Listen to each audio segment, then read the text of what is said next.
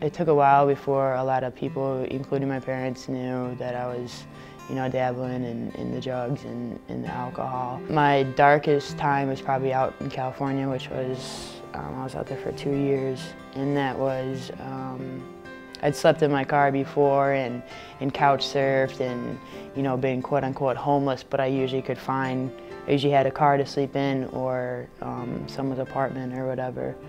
Out in California, it was bridges and bushes and sleeping under boats and on the beaches.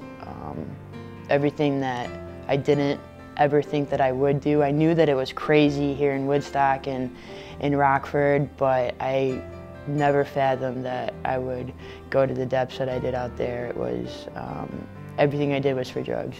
I knew without a doubt, throughout the whole entire time that this is not what God wanted me to do, and I continued to do it. It was like I felt so guilty and knew without a doubt that this was not what God wanted me to do, and yet I couldn't get out of it. I've been to 7 rehabs total. My first one was in the end of high school.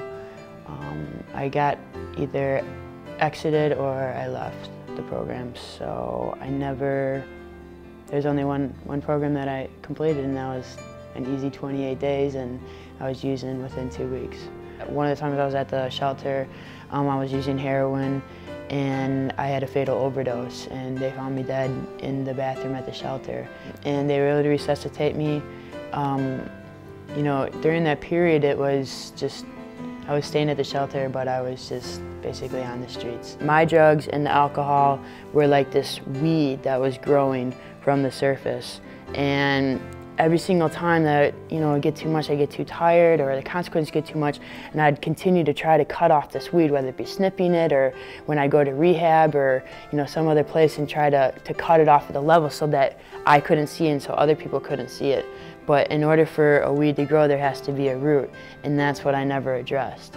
And so that was what was different this time at the mission, was instead of just addressing the weed on the surface level, which still needed to be addressed, I wanted to really get at the root of it. And that's what I'd been running from and not wanting to face the whole entire time.